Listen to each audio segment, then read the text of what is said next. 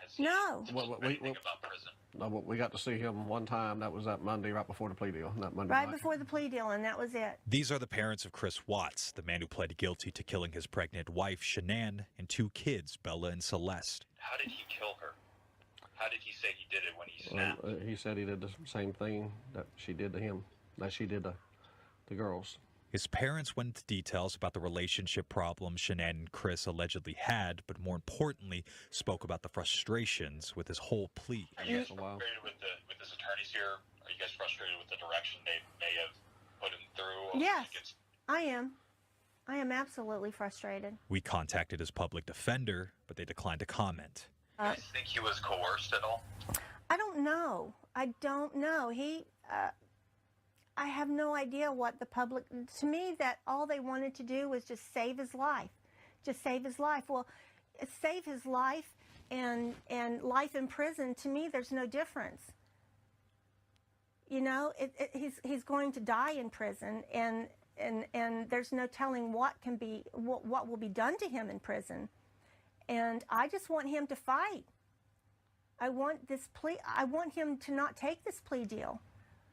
I want him to plead not guilty to the children. After this interview, the Watts are looking into different legal avenues, even looking at another attorney in Denver to take their son's case. But there's been some reaction about all this from Shanann's family. Are you guys worried about some of the backlash about maybe coming out and speaking on behalf of Chris and what it might do to your guys' relationship, and, you know, speaking out like this about a woman who can't defend herself right now?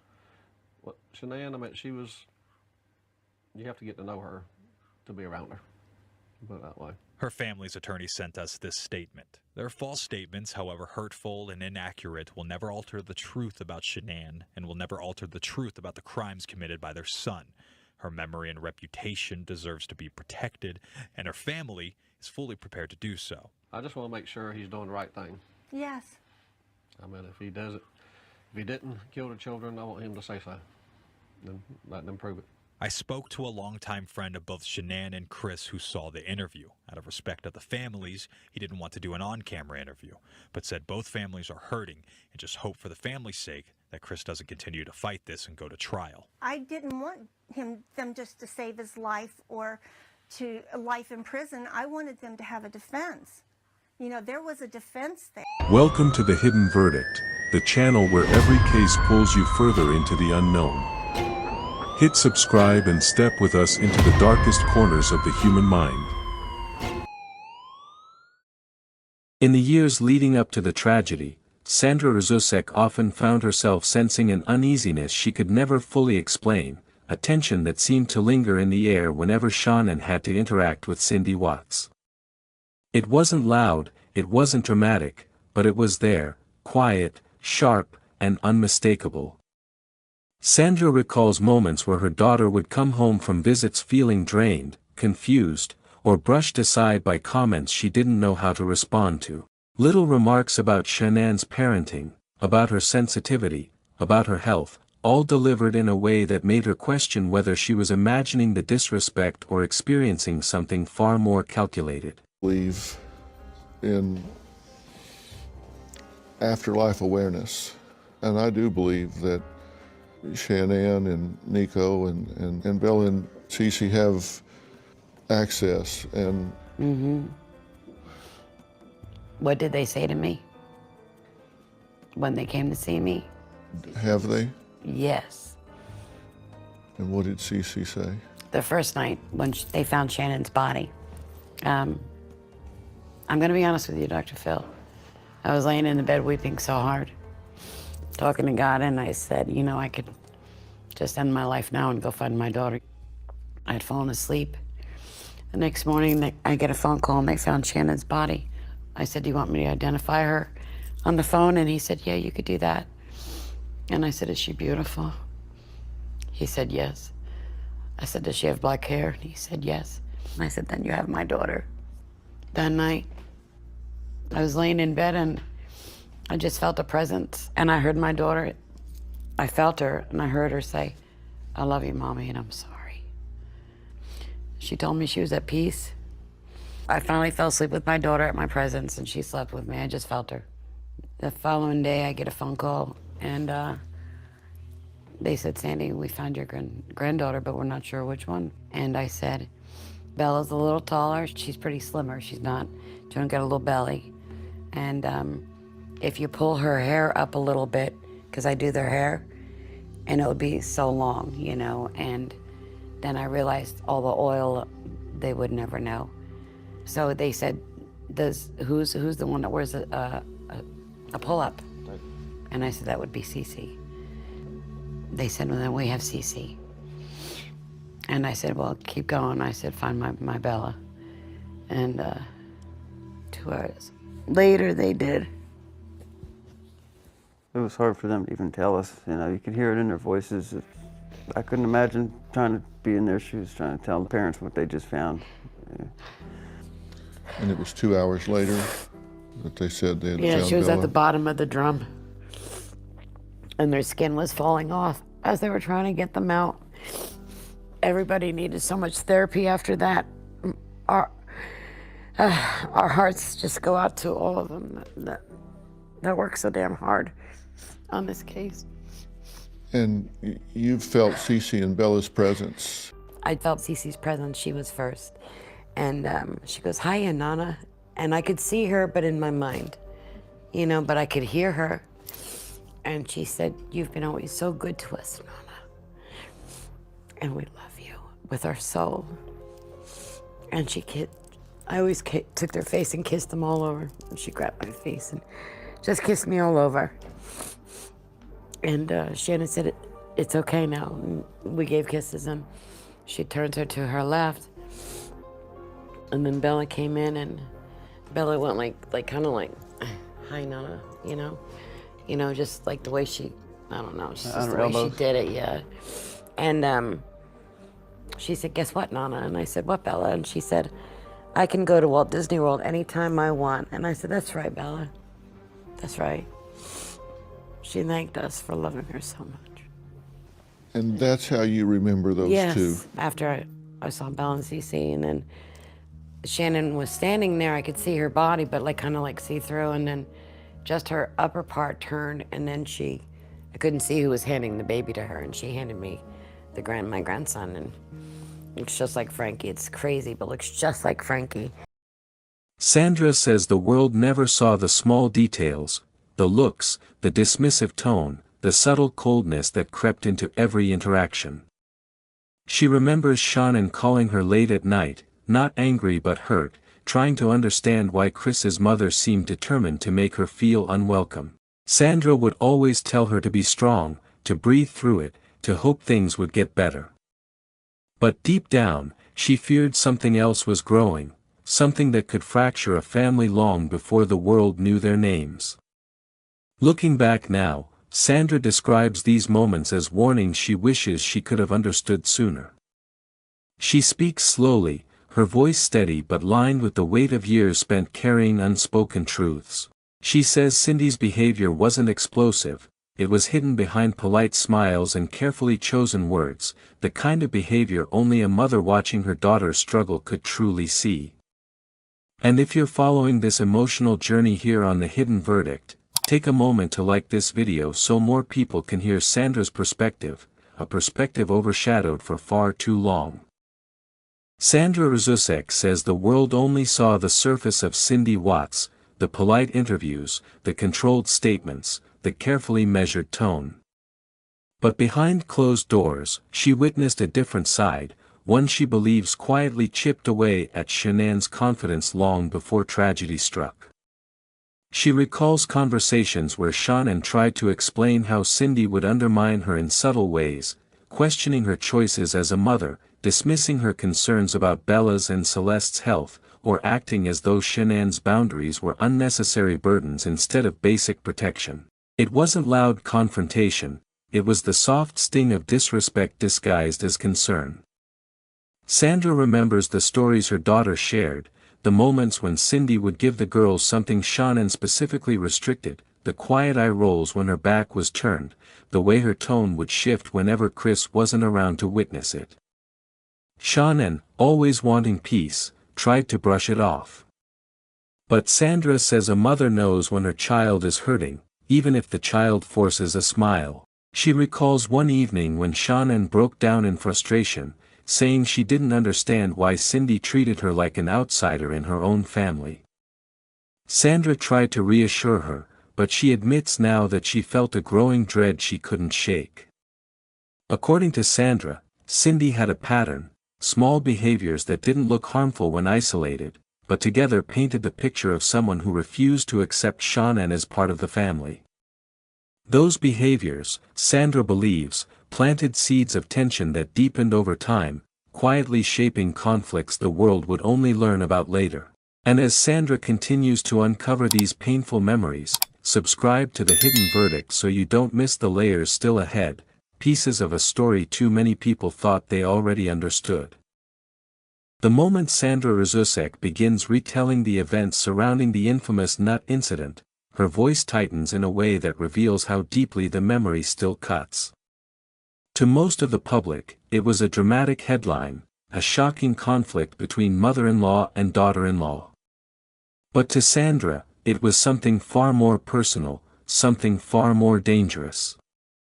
She recalls how Shanann had always been meticulous about protecting the girls, especially because of severe food allergies. It wasn't paranoia, it was motherhood fueled by fear and responsibility. So when she learned that Cindy had offered the children food containing nuts, knowing the risks, Sandra says it felt like a line had been crossed that could never be uncrossed. Shanann called her that day, shaken and confused, her voice cracking as she tried to understand how a grandmother could disregard something so serious. Sandra remembers the silence between Shanann's words, the kind of silence that holds more emotion than the words themselves. She describes that moment as the first time she feared the relationship between the two families had reached a breaking point. Not because of the food itself, but because of what the act symbolized, a dismissal of Shanann's authority as a parent, and a dangerous gamble with the safety of two innocent children. The arguments that followed only widened the divide.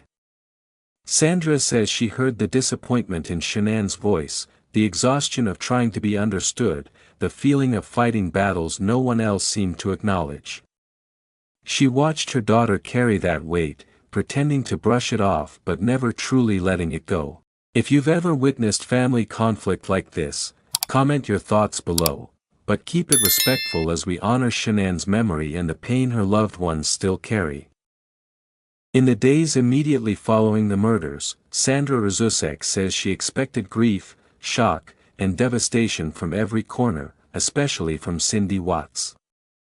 But what she witnessed instead left her stunned in ways she struggled to put into words for years. She remembers waiting, desperate for answers, desperate for any sign that Chris's mother understood the magnitude of what had happened. Yet instead of hearing a cry for Shanann, Bella, or Celeste, Sandra recalls hearing subtle defenses emerge, small comments that hinted at something she couldn't comprehend.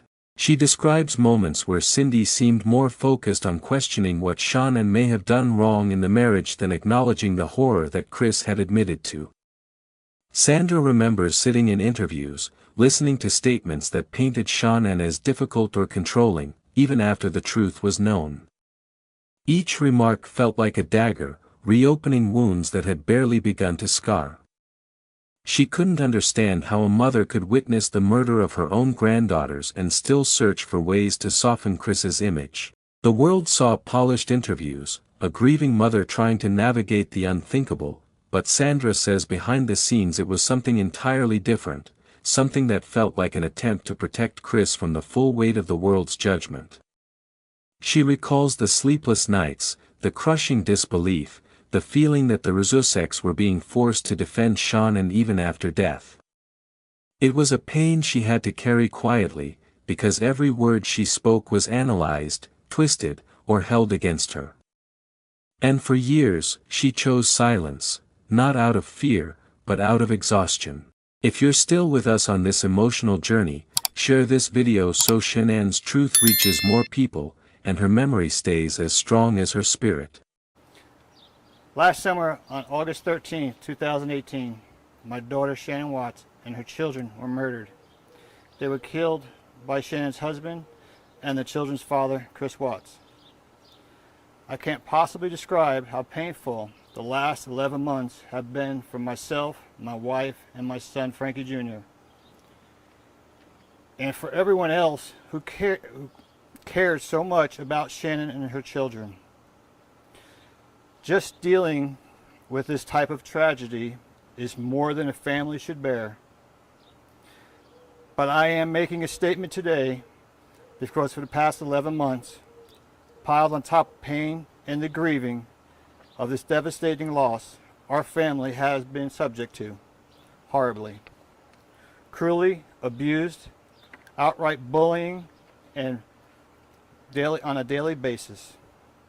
I don't want to draw more attention to the viral material that has been posted online, and so I don't want to go into specifics, but I will say that our family, including Shanann and her children and our grandchildren, have been ridiculed, demeaned, slandered, mocked in the most vicious ways you can imagine. We have been subject to false accusations, fake Facebook accounts, hate speeches, and constant stream of ugly, evil insults and attacks. Every time we turn around, there is someone trying to capitalize on our tragedy.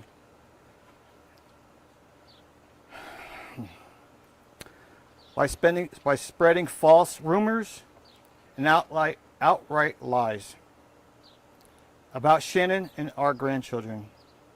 We have been subject to threats on our lives, all because we are victims in painful tragedy. This is so wrong. It is cruel, it is heartless, it is flat wrong. It breaks my heart to know that we are not the first family to have to live through this kind of tragedy, and we won't be the last. Families like ours should have the right to be safe and the right of basic level of privacy, the right to mourn in peace. And it boils my blood that my family and other families are dealing with worse imaginable tragedy, have to deal with this kind of cruelty and bullying. It needs to stop.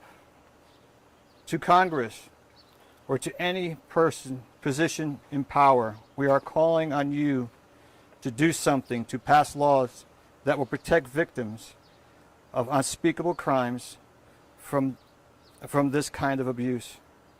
Our online social media sites like Facebook, YouTube, and Twitter, we have contacted you many times, reported this abuse, but no avail. We are calling on you again to do the right thing, to take some responsibility for your platforms and stop this despicable conduct. To the people who feel they are entitled to profit off our loss, we urge you, please stop. And for the people who are interested in this case, who feel compelled to comment and discuss, please stick to the truth. It is painful enough for us to just dealing with the reality. Reading the insane conspiracy theories, ugly false rumors, and lies only make it more painful. Finally, to the people who have stood with us, who have supported us and prayed for us and our family,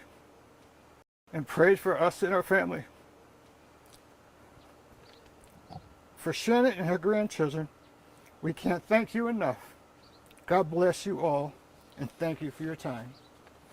Thank you. Hey, Frank, quick question, and asked this respectfully, but was there any fear about coming forward because you're now giving these people that are saying this stuff even more for their platforms, if you will? No. And did you come here, back to Colorado here today, for the sole purpose of doing this? Yes, I did. Why? Why? Because I felt it needed to be done here at her house. Because that's how bad it is. Yes, it is. I mean, are people, you know, it sounds like a lot of this is happening in the online space. I know you don't want to go too much into it, but people hide behind those names on the internet, and it sounds like that's what's kind of going on. Yes. Can you tell me a little bit more about that and how that's... Basically, it's a non-stop thing. Everybody's talking about things that were not done correctly, and keep pushing the issues. It's a lot of ugly out there. A lot of ugly. I mean, how is your family, this should be your time to grieve. You went through the court process. This should be your time to, you know, to grieve. And it sounds like you haven't even fully been able to do that very well because of everything else that's been going on. No, we haven't. It's not that we're looking at the stuff that's on YouTubes and Facebook, and it gets sent to us. Have you had people contact you directly? Some of these things that are out there, have they contacted the family directly? Not personally on our, live stuff, but on computer type, your phones and stuff. Like Facebook messages, have they tried to contact you, some of these folks? What would you tell those people? I mean, I know some of them might watch this or post this on the internet tonight. What would you tell them? Like I've been telling them for the longest time, just stop. Please just stop. Get on with your lives. Leave ours alone. We can't grieve. It's just a non-stop thing. They know who they are. We have a lot of YouTubers out there that are, I'll mention YouTubers, and they are backing us. But there's a lot out there that are just terrible. You mentioned lawmakers. I mean, is there... By 2025, after years of watching narratives twist, fade, and reappear, Sandra Rzucek reached a breaking point. She had remained silent for so long, partly to protect her own peace and partly to avoid fueling the constant media cycle that seemed eager to rewrite her daughter's life in ways she didn't recognize. But as new interviews surfaced, as comments resurfaced from Cindy Watts that Sandra believed distorted the truth, something inside her shifted. She realized that if she didn't speak now, her daughter's story would continue to be shaped by people who never truly knew her, and who, in Sandra's eyes, never truly accepted her. I wake up every morning just crying, thinking this is not going to be what's going to happen every single day. It's just so hard to get through it. I just don't know how to get through it.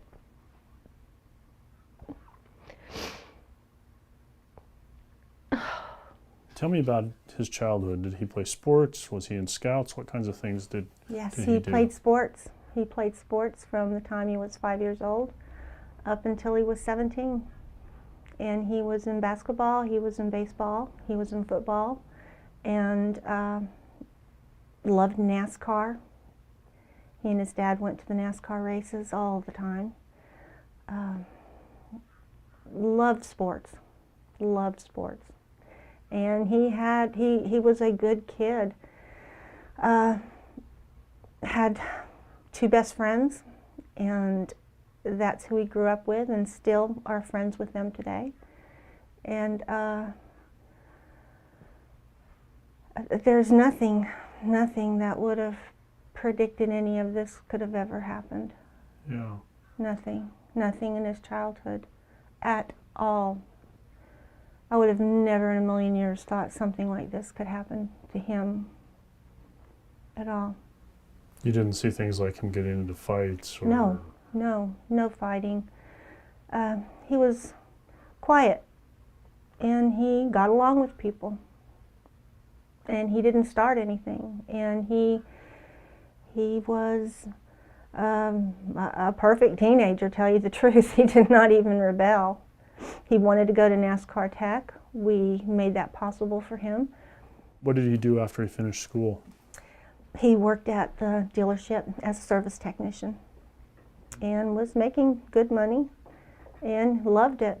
He bought a toolbox, and he started buying his tools and enjoyed it. He was doing well. When and where did he meet Shanann? They met in he liked her, she liked him, but it didn't, I don't think that was love at first sight or anything. They took a little while and I guess got to know each other and, you know, dated. It was always a little strange that she always said a lot of things about Chris in front of me that I didn't like. Like, this isn't the kind of person I would date. He doesn't know how to do this, or he doesn't know how to do that. He looks like a skater boy. Look at his hair. Look how much stuff he puts on his hair. It was just on and on and on, and I just got a bad feeling. And they got married in 2012. Did they get married in North Carolina? They did. Mm-hmm. How was that? We didn't attend. Really? Mm-mm. We didn't attend because Shanann and I just couldn't get along, and I didn't like the way she treated him. What do you know about their marriage and their issues? Oh, very little, very little. You can only observe. I could only observe what I saw when I was around them. Christopher always seemed anxious, and he when she needed something, I mean, he would run. He wouldn't walk, he would run, he would get it. He just always seemed to be right there at her beck and call. And did that seem odd to you? Or? Very odd. It was very odd. He just seemed nervous. So how much did you see them over these last 6 years? Probably twice a year. We would go up there.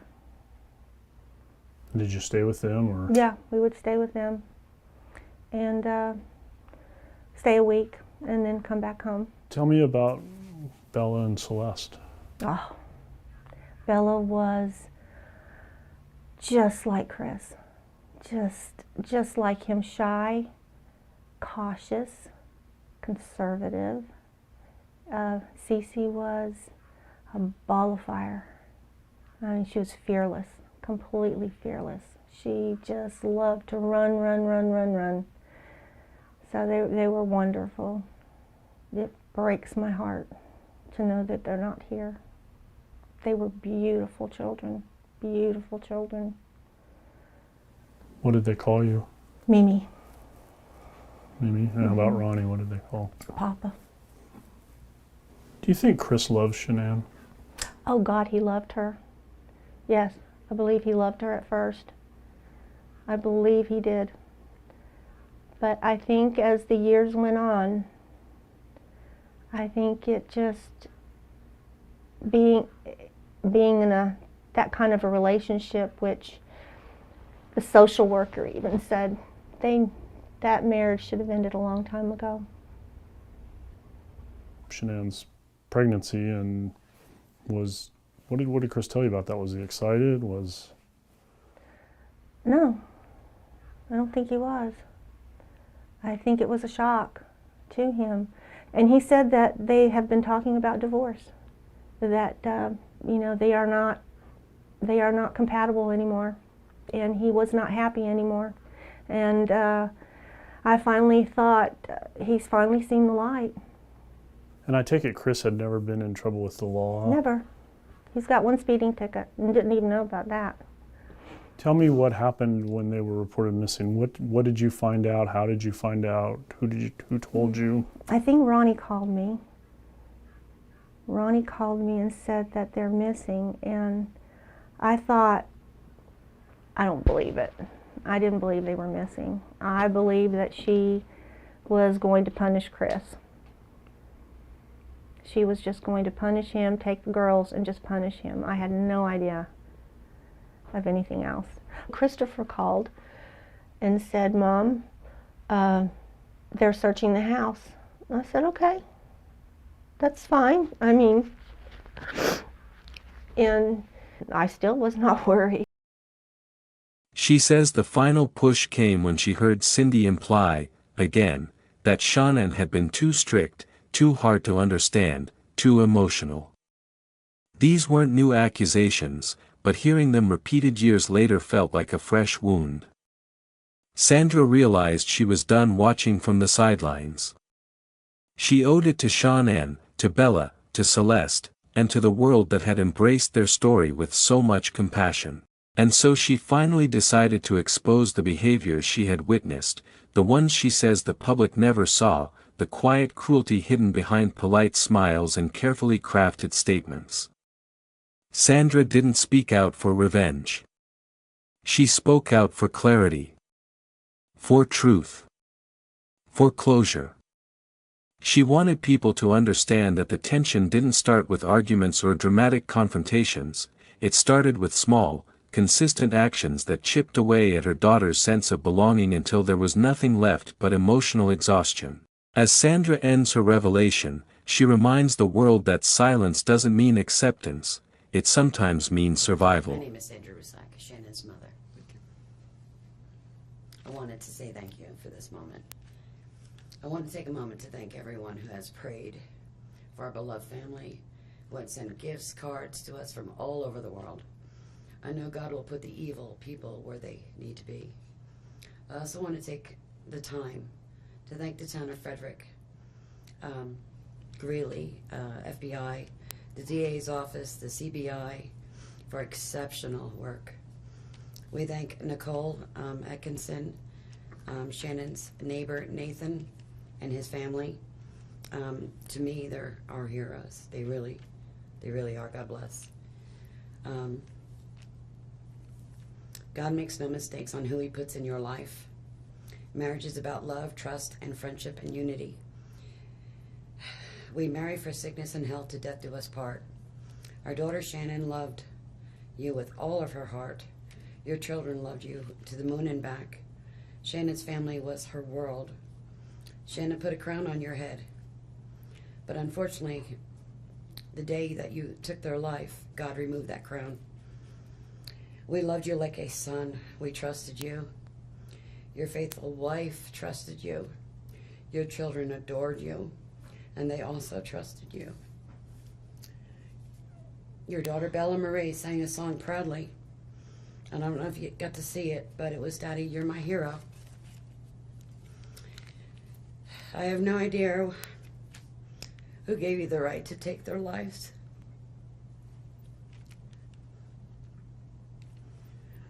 But I know God and his mighty angels were there at that moment to bring them home to paradise. God gives us free will. So not only did you take the family of four, your family of four, you took your own life. I want the world to know that our daughter and her children were so loved by us. There will always be protected by God and his mighty angels. I didn't want death for you because that's not my right.